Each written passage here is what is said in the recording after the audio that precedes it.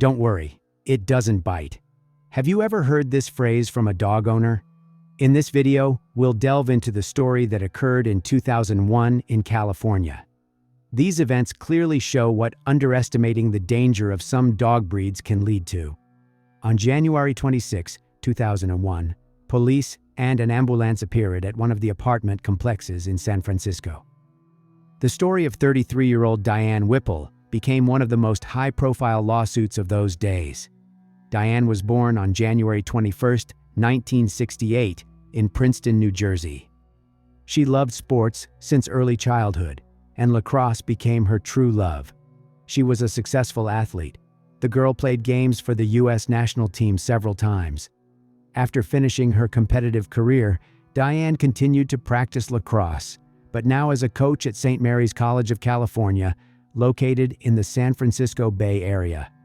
On January 26, 2001, Diane was returning home from work. She and her girlfriend, 37-year-old Sharon Smith, lived in an apartment complex in Pacific Heights. On the way home, Diane stopped at a supermarket to buy food and other goods. Diane and Sharon planned to spend this evening together, but their plans didn't come true.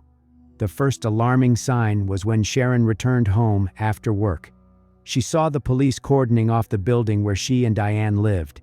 Sharon had a bad feeling about all this, and it only intensified when she saw that no one was allowed inside. Unable to get into the building, Sharon talked to the landlord, who stood nearby.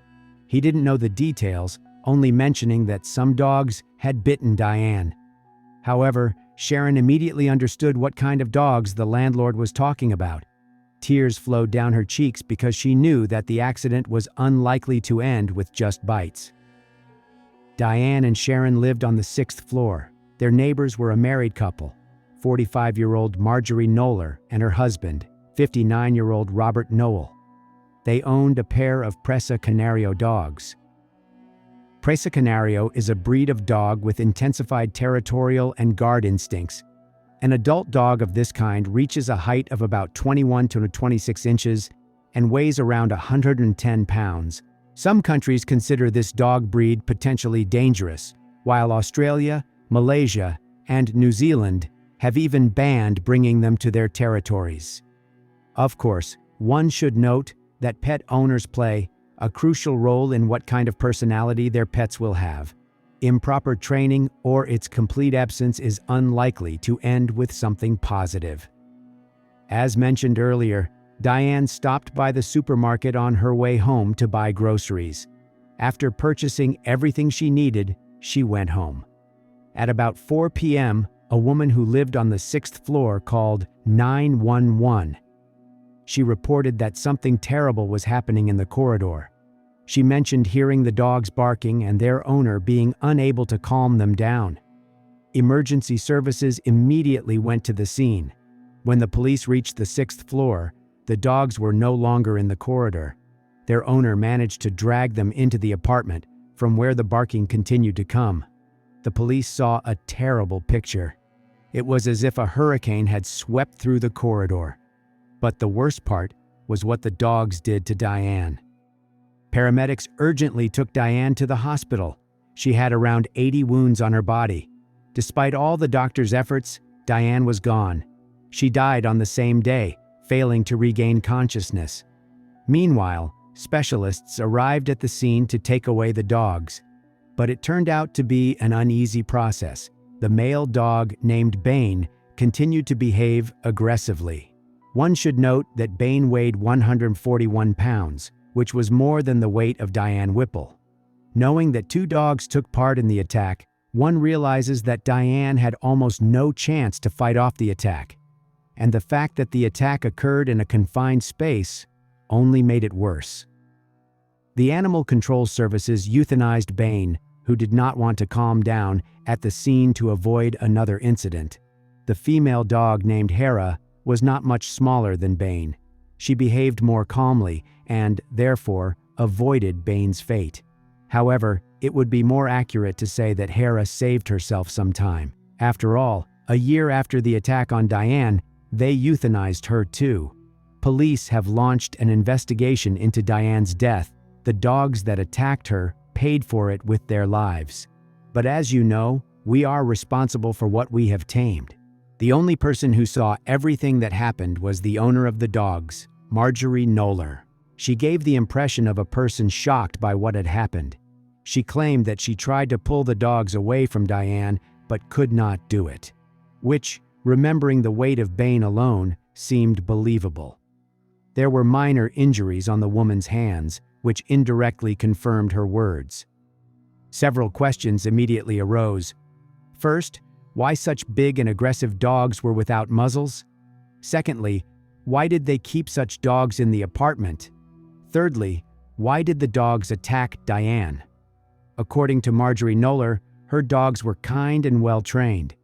But that's what almost all dog owners say. The woman told the investigators her version of events on that ill-fated day. According to her story, on January 26th, she was walking her dogs on the roof of a residential complex. As we now know, she did it without muzzling them. After walking the dogs, Marjorie went down to her floor. At that moment, Diane, who lived on the same floor, was standing in front of the door to her apartment. She was looking for keys in her purse. When the dogs saw her, they started growling and barking. Marjorie claimed she was struggling to restrain them. But given their strength and weight, she couldn't do it. The dogs broke free and rushed towards Diane. By this time, the latter opened the door to her apartment, but she didn't have time to go inside and slam the door behind her. The keys were still hanging in the door lock. The dogs continued to attack Diane for about 10 minutes. They calmed down a little only after she lost consciousness and, therefore, stopped resisting. However, it's important to emphasize that this was Marjorie Knoller's version of events. After all, there were no other witnesses to the incident. The police would soon question the dog owner's words. At the beginning of the investigation, everyone considered Diane's death an accident.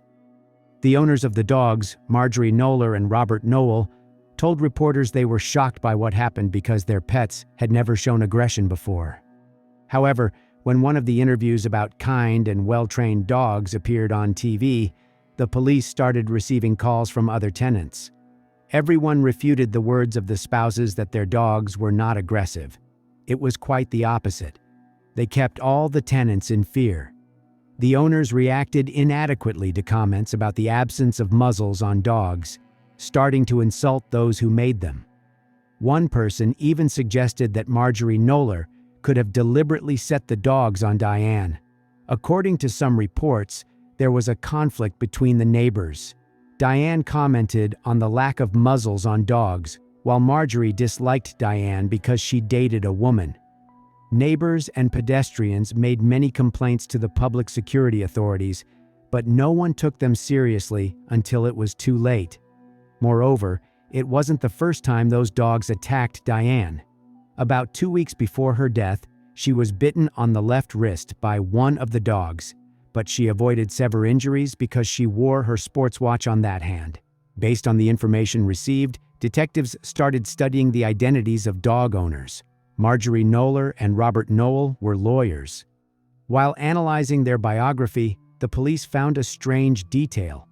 Not so long before the investigation began, the couple completed the adoption procedure. But the odd thing wasn't the fact of adoption itself, but who they adopted. The first thing that comes to mind in such situations is that someone adopted a child. However, this wasn't the case here. Marjorie and Robert adopted 38-year-old Paul Schneider, their former client, who was serving a life sentence for trying to take a person's life. Due to cooperation with the correctional facility staff, the police discovered that Schneider was trying to organize a small business while behind bars. The type of business he chose proved to be quite interesting. He tried to build a business for breeding and selling Presa Canario dogs and organizing fights with their participation. As it turned out, Marjorie Knoller and Robert Knoll were involved in this scheme too. To start his business, Schneider bought dogs of different sexes through his people outside the prison. Initially, his friend from Ohio took care of those dogs.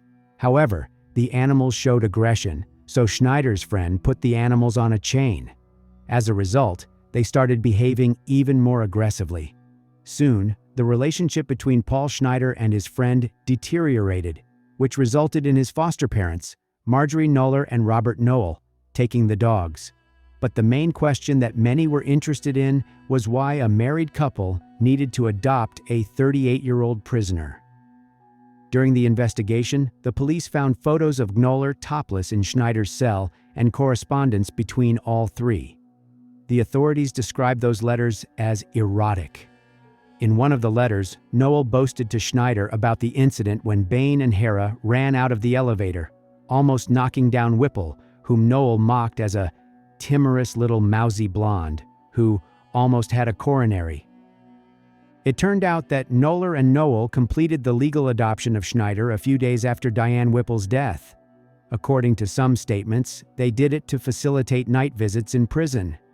People started criticizing Knoller and Noel when the above information appeared in the media. Instead of apologizing to Diane's family and her loved ones, they did something that further turned the public against them. They sent a written statement to the district attorney 5 days after Diane Whipple's death. In it, they tried to absolve themselves of responsibility and blame another person for what happened. Who do you think they blamed? The answer is quite simple. The couple made Diane responsible for the dogs attacking her. They said the dogs were aggressive because of the pungent smell of Diane's perfume and her use of steroid medications. This statement did the couple no good. Now, even those who had previously considered them innocent of what had happened were against them. What happened to Diane turned into a high-profile criminal investigation. On March 9, 2001, the district attorney announced that they charged Marjorie Knoller with second-degree deprivation of life and involuntary manslaughter. Her husband, Robert Noel, received only involuntary taking of life charges. The police arrested the couple. For the first time in the history of California, the owner of a dog that fatally bit a person got arrested for life deprivation. The first court session was in February 2002. The prosecution had to convince the jury that the couple knew what danger their dogs posed to others, but did nothing to protect people. The tragedy would not have happened if the dogs had muzzles. Witnesses who lived in the same house with a married couple appeared in court. They said that dogs almost always behaved aggressively towards people and other animals. According to statements, Marjorie Knoller also showed signs of aggression when hearing the remarks about the lack of muzzles on the dogs. But the woman, of course, denied it. She claimed she was trying to protect Diane at the time of the attack, but it was hard to believe. After all, while Knoller had minor abrasions, it was hard to find an undamaged spot on Diane's body, and the attack lasted 10 minutes. At the trial, some even suggested Knoller intentionally set the dogs on Diane because she disliked her. But it was impossible to prove such a theory. On March 21, 2002, Robert Noel was found guilty of involuntary deprivation of life. Marjorie Knoller was found guilty on both counts. Realizing that she could spend the rest of her life in prison, Marjorie hired another lawyer, who secured a new trial, which took place on June 17, 2002. This time, Knoller was found not guilty of second-degree life deprivation.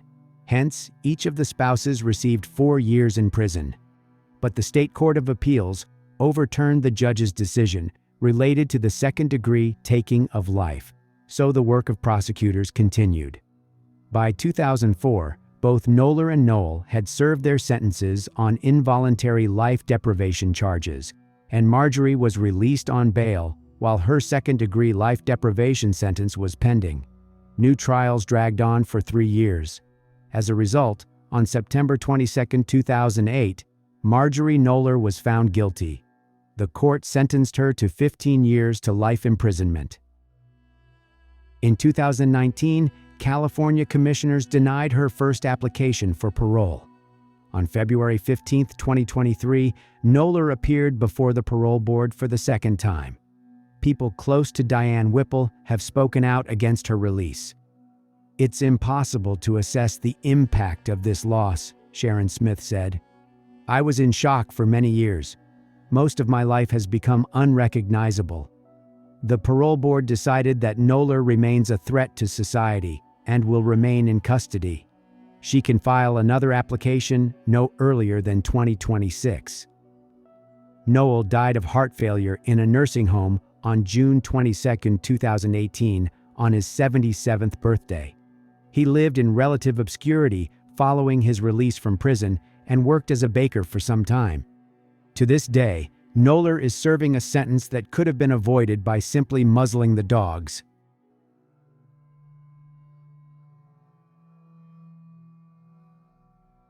In this video, we'll delve into a rather unusual criminal story and see what consequences human greed can lead to. In the pursuit of quick and easy enrichment, many people lose their minds, being ready to do things they later regret. Moreover, some people realize they have made a mistake only after the handcuffs appear on their wrists. Before we continue, please subscribe to my channel to see new releases. So, this story occurred in 2005. A married couple from Nevada decided to spend the evening at Wendy's, a fast food restaurant. However, a seemingly ordinary pastime turned into a nightmare, and soon the whole country found out about it. Some of you probably heard of or even encountered such a situation when the purchased food contained foreign objects. And when that foreign object is something like hair, it doesn't seem so bad compared to what Ana Ayala found in her dinner. On March 22, 2005, 39-year-old Ana Ayala and her husband, Jaime Plasencia, came to have dinner at Wendy's in San Jose, California. Among other things, Ana ordered a cup of chili, which the menu described as a spicy stew with a unique mixture of ground beef, beans, tomatoes, and other vegetables. Soon after the couple started eating, Ana jumped up from her seat in horror and started screaming, urging other visitors to stop eating. She found part of a finger in her chili. Her screams brought the entire restaurant staff, who checked that the woman was telling the truth. The administrator had never encountered such a thing before. Hence, the worker was shocked and did not know what to do. Of course, the first thing that came to the administrator's mind was to call 911. When the police arrived, they were confused as they believed this incident didn't require their intervention. Officers advised to contact the Department of Public Health, assuming the finger belonged to someone who had an industrial accident. But the administrator claimed there had never been such cases in the restaurant. Plus, all the chefs working there had all their fingers in place. As a result, the company's management ordered employees to put that finger in the freezer. The next day, the incident hit the California news, and later, it became the whole story on national TV channels. The Wendy's brand traces its history back to 1969 when it opened its first restaurant in Columbus, Ohio. As of 2005, the chain had more than 6,000 restaurants. So when the story of the chili finger spread throughout the country, the company suffered enormous reputation and financial damage. Wendy's started rapidly losing customers and revenue. Since the police decided not to interfere in this case, the restaurant chain has launched its investigation. All the employees who worked at the restaurant where the incident occurred had all their fingers in their places. Therefore, they immediately excluded the version with an industrial injury inside the restaurant. After checking the entire chain of suppliers of products, it turned out that no industrial injuries occurred in the supplier companies recently. And yet Wendy's decided to find the finger's owner at all costs. All the restaurant's employees took a polygraph test, which eliminated the version of someone from the staff intentionally planting a foreign object in the food. At this time, Ana Ayala started giving numerous interviews, including to national TV channels, about the severe psychological trauma she had received. And what can one demand for moral damage? The answer is simple: financial compensation. So Ana sued Wendy's. In turn, Wendy's decided to conduct its forensic examination. They sent the finger to the laboratory. The latter concluded that most likely someone had planted the finger in a ready-made chili. The Santa Clara County Coroner's Office also concluded that the finger was not consistent with an object that had been cooked in chili at 170 degrees for 3 hours, as stipulated by Wendy's policy. Furthermore, the finger didn't contain Ana's saliva on it, and yet she claimed in all her interviews that she put the finger in her mouth. With this information, Wendy's started suspecting that Anna was not as simple as it seemed. They believed she wanted to trick the company. Ana Ayala grew up in a dirt-poor Texas town near the Rio Grande. She was the baby of an extended family of 14 children. Anna trained horses and painted. She had 2 children. Later, Anna followed her sister west to San Jose, yearning for a better life. She lived in relative obscurity. When Anna was around 19 or 20, she moved in with the father of her son and daughter, who was 23 years older than her. However, they parted ways around 1993. For some time, Ana Ayala was a successful businesswoman running a janitorial service. However, interviews and court records suggest there was a darker side to her story. A private investigator hired by Wendy's discovered that, prior to the finger incident, Ayala had filed 13 civil lawsuits against various organizations in California and Nevada. Among the California cases Ayala was involved in was a 1998 sexual harassment lawsuit she brought against San Jose-based La Oferta Review newspaper, seeking $500,000. Ayala alleged that her boss at the bilingual news weekly brought out wine, exposed himself, and tried to block her exit by grabbing her hips during her first day as a receptionist. She filed a police report on December 4, 1998, and a complaint with the California Department of Fair Employment and Housing. They settled the case before an arbitration hearing in June 2002. 2 years later, Ayala sued General Motors, Goodyear Tire, and a San Jose car dealership, alleging that a defective car caused an accident. According to records, the court dismissed that suit after Ayala fired her attorney and failed to show up in court or submit paperwork. It remains unclear whether Ayala received any money from the suits against her former employer or the auto-related companies. In 2004, Ayala claimed to have won a lawsuit against the fast food chain El Pollo Loco, which brought her $30,000 in compensation for medical expenses after her daughter contracted salmonella after eating at one of their restaurants in the Las Vegas area. However, according to the El Pollo Loco, the company did not make any payments in favor of Ana Ayala. Some of the lawsuits she filed didn't reach the court. It gives reason to assume that Anna received cash payments in such cases. In 2005, as we know, she had a chili finger incident at Wendy's. After a private detective hired by the company provided the information he collected, representatives of Wendy's contacted the police, stating that Ana Ayala was probably a fraudster. The police studied the evidence received and began their investigation. They checked a partial fingerprint of the finger in their databases but found no matches. On April 8, 2005, Las Vegas police obtained a search warrant for Anna's home. The officers hoped to find the owner of that finger, assuming there could be a dead body in her house, but they didn't find anything there. Soon after the search, the woman made a new statement, accusing the police of hurting her daughter's hand and being rude. "Lies, lies, lies, that's all I am hearing," she said in an interview. "They should look at Wendy's. What are they hiding? Why are we being victimized again and again?" However, a few days after the search, Anna withdrew her lawsuit against Wendy's, saying the police investigation and wide publicity were hard emotionally for her and her family. But Wendy's, which variously estimates that it lost about $20 million in lost profits because of the incident, wanted to find out the truth. The company offered a $50,000 reward to anyone with information about the origin of the finger. Meanwhile, the police found out there was more to Ayala's story.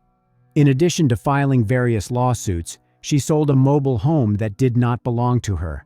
The victim of the scam was a woman named Bertha Davila. In September 2002, Bertha Davila signed a contract to buy a mobile home from Ana Ayala for $52,000. Davila paid $11,000 as a down payment and moved into the house with her family in October 2002. However, this house belonged to Plasencia. Ayala took Davila to the real estate agency to submit the necessary documents.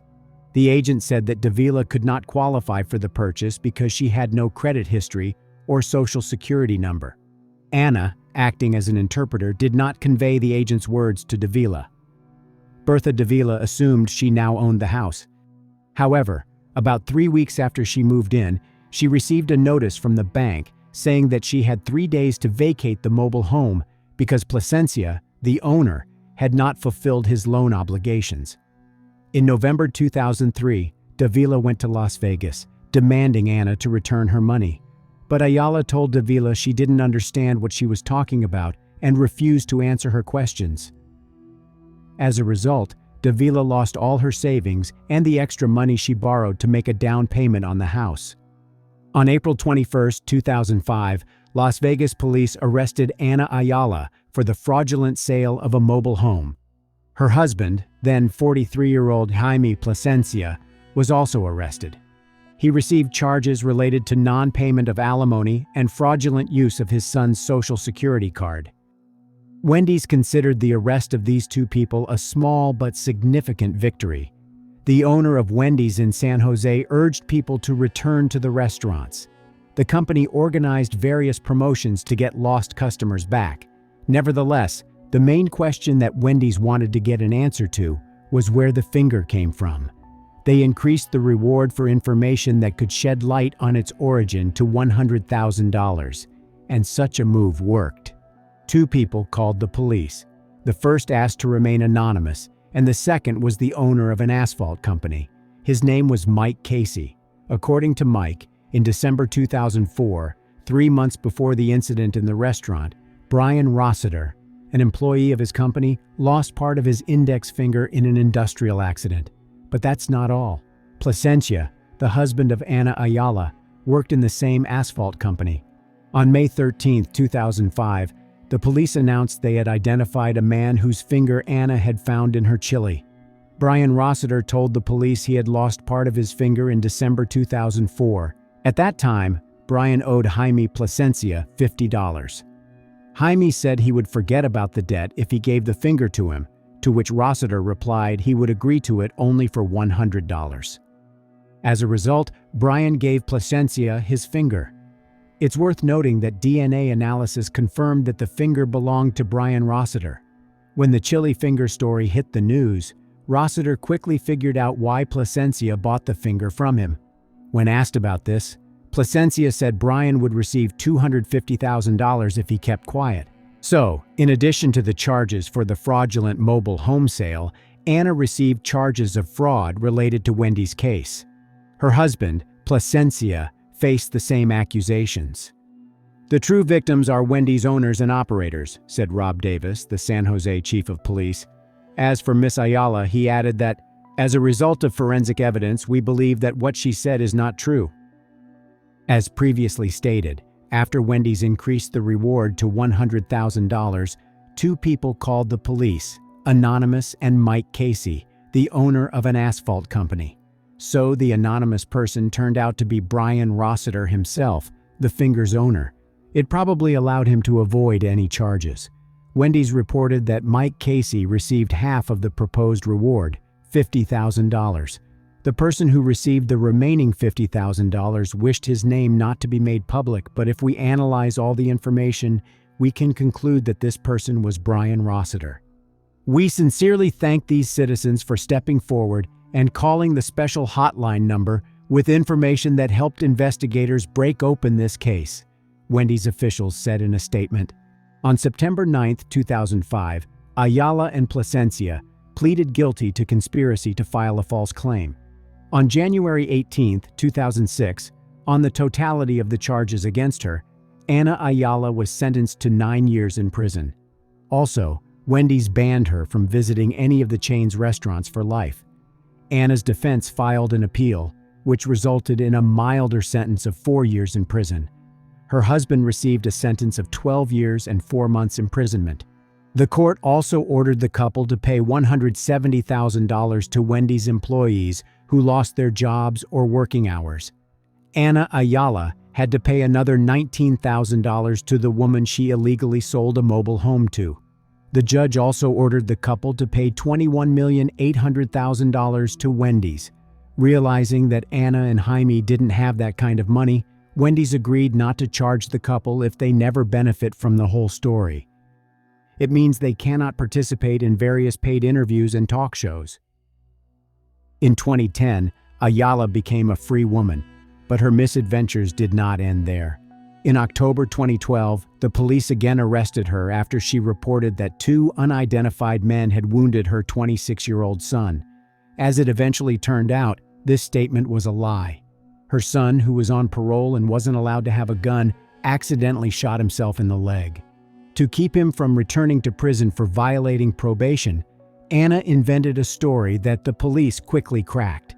As a result, she was arrested and charged with 3 counts, including false statements. She fully admitted her guilt. In 2013, the court sentenced Anna to 2 years in prison. Now, Anna Ayala is a free person again, and we want to believe she is not coming up with a new plan to get easy money.